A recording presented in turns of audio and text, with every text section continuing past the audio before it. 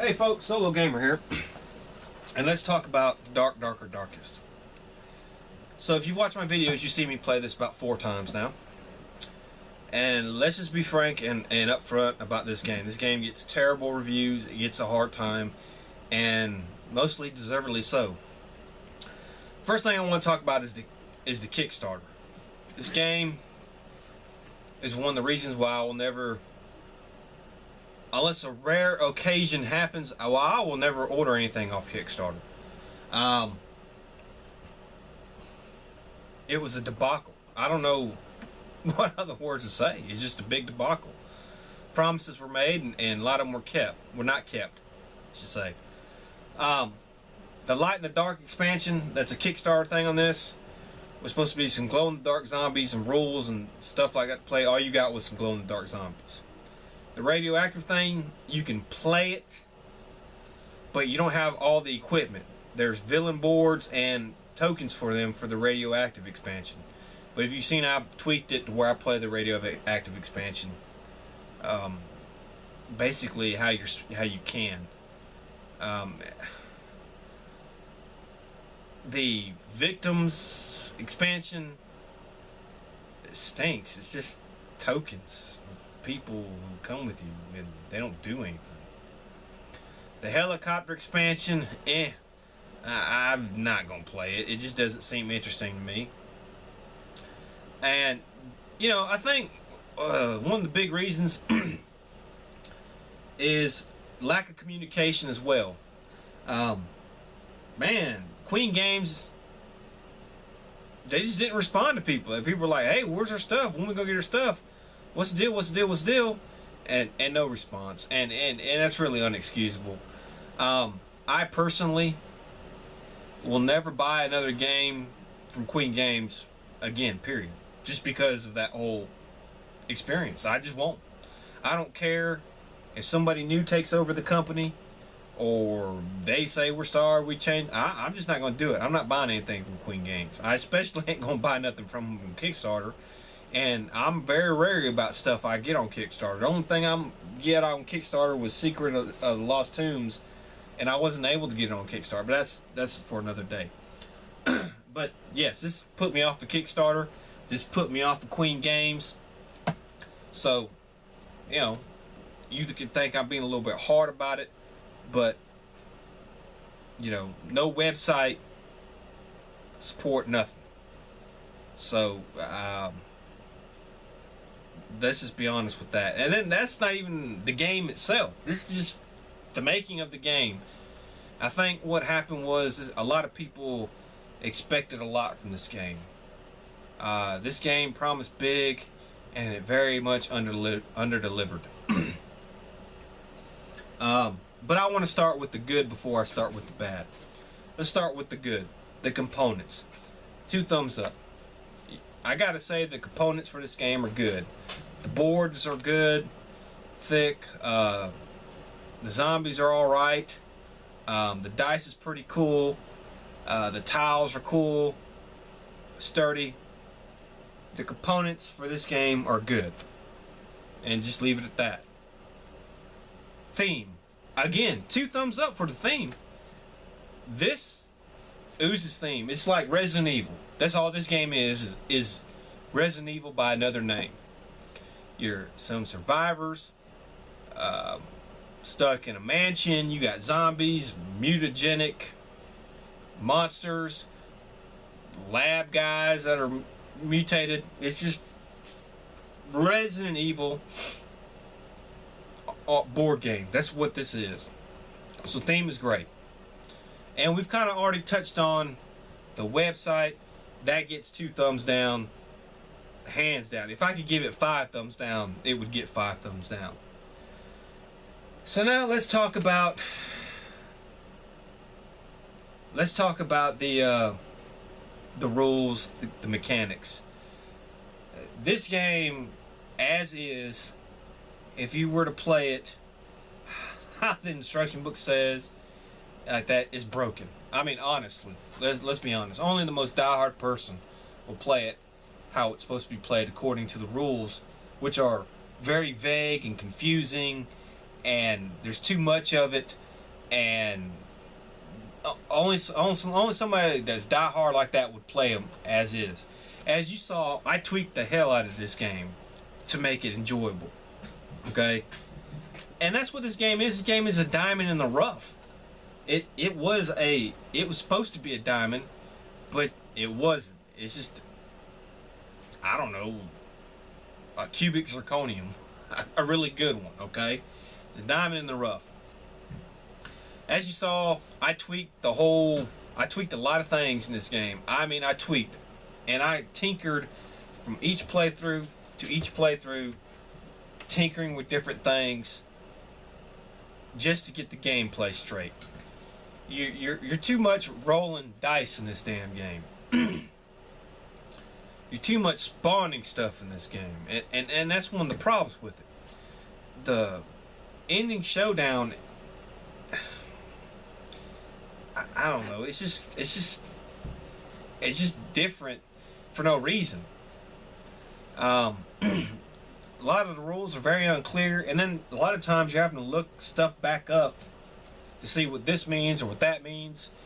It's just broken as it is. In order to play this game, you have to tweak it, and it's a shame that you got to pay $150, $200 for all the Kickstarter stuff and the regular thing for a game that's broken. That's just unexcusable.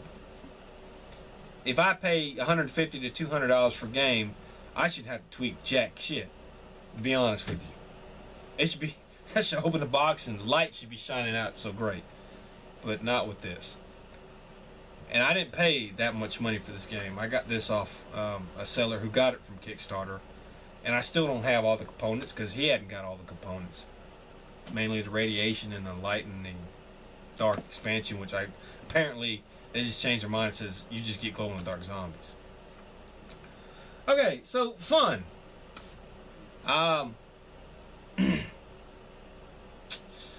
Okay, I will give this game either 2 thumbs up or a thumb and a half on the fun factor. Because once you tweak this game like I did, I don't have a problem with it. I have fun playing it. It is a fun game to play if you can tweak it to your satisfaction. The thing is, you're going to have to play it several times in order to tweak it to the way you want it to be. But it can be a fun game. Now, granted, you still got to keep up with a lot of crap and a lot of rules. And you bring somebody in who doesn't have the patience for it. You say, hey man, you want to play Darker Darkest? Oh, it's like playing Resident Evil on a board game. Oh yeah, hell yeah, that's cool. And then 5 minutes later, they're like, man, what's all these symbols mean? What the hell's all this? Why do we keep rolling this camera check roll crap gets old? You have to tweak this game, okay? And I figured I could tweak it the best I could. I made the board bigger because I like more exploration. I like putting the radiation thing in there, but not doing the whole radiation thing like you would do in one of the corner rooms, because this is pointless. I mean, it really is. If you can get in there and do your action thing good enough, you can stop the decontamination. Quit with the zombie spawn every round. That's just, you're getting too many zombies and too much track of them, and it's just, it's a headache to keep all that crap. It makes it a little easier the way I tweaked it, but I only won 1 game out of 4, and the last game I breezed through. I think a lot of it was to do with luck.